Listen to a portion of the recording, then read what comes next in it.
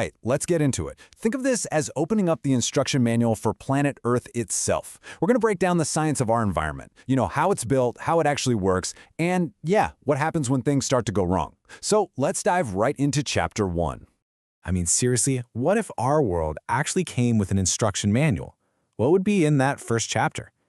Well, it would have to start with the absolute basics, right? The fundamental building blocks of our world, the systems that make literally everything else possible. And that's exactly where we're going to start.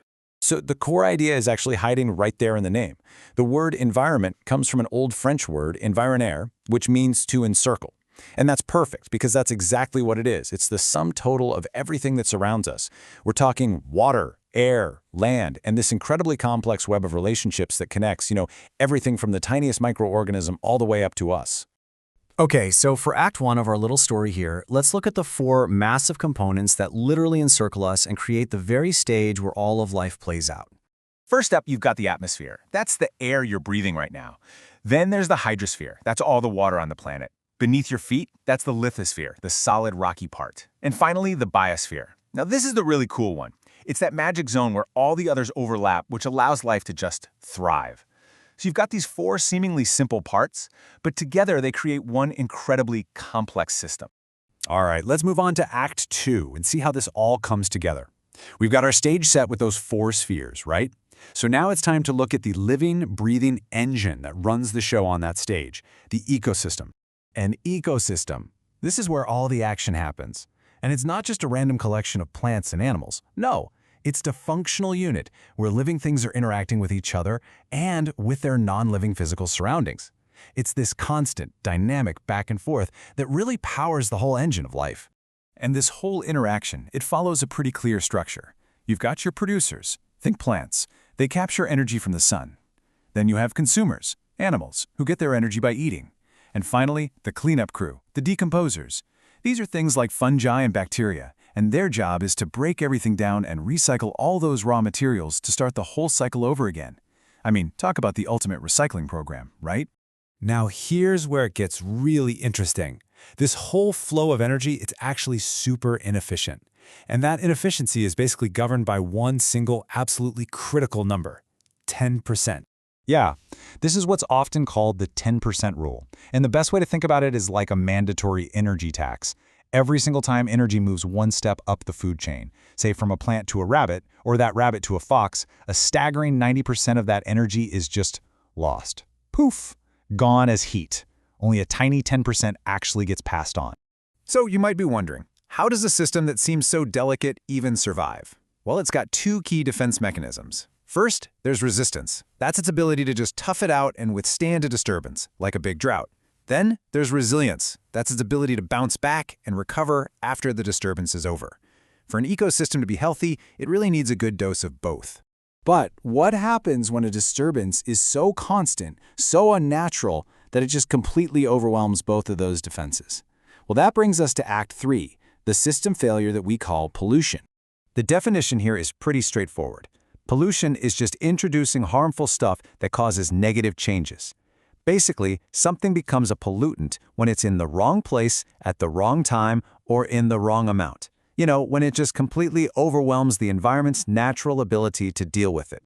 And this leads us to a really critical difference you need to understand. You have biodegradable pollutants, things like sewage, which nature's decomposers can eventually break down, but then you have the non-biodegradable ones. Think plastics, or that nasty pesticide, DDT. These things, they can't be broken down. They just stick around for decades, even centuries, and they just build up in the system. And that buildup, it leads to this incredibly dangerous process called biomagnification. This is where those nasty, non-biodegradable toxins don't just hang around. They get more and more concentrated as you move up the food chain. Let me walk you through exactly how this works. Okay, so the whole thing starts almost invisibly, right at the very bottom of the food chain. Just imagine a tiny bit of a persistent toxin, say mercury, gets into the water. These microscopic little guys, plankton, they absorb these trace amounts. Now, one little plankton with a bit of mercury, that's no big deal, right? But this is just the very first step. Okay, now for step 2, the first real step of magnification. A small fish swims around, and over its lifetime, it eats thousands, maybe tens of thousands of these plankton. The problem is, the fish's body can't get rid of the mercury, so the toxin from every single plankton it eats just builds up, accumulates in its fatty tissues, and now the concentration starts to climb. And the magnification just keeps going up the food chain. A bigger fish comes along and eats hundreds of those smaller fish. And with every single meal, it absorbs their entire built-up load of mercury. Now the toxin is getting even more concentrated, and it's reaching levels that are starting to get seriously dangerous. And finally, we hit the top of this particular food chain. A bird, maybe an osprey or an eagle, swoops down and grabs one of these large fish. It is now eating the accumulated mercury from every single organism all the way down the chain. What started out as a totally harmless, tiny trace amount has now been magnified into a potent and potentially lethal dose. That is the devastating power of biomagnification. Okay, so now that we get the mechanism, let's do a quick rundown of the different kinds of pollution that are causing problems in our environmental systems. When it comes to our air, the three main culprits are sulfur dioxide. That's what causes acid rain. Then you've got nitrogen oxides, which is the key ingredient for that nasty smog. And of course, carbon monoxide, a seriously toxic gas that messes with how our blood carries oxygen. In the water, one of the biggest problems is something called eutrophication. Here's what happens. You get a ton of extra nutrients in the water, usually from farm runoff, and it causes this massive explosion of algae, an algal bloom.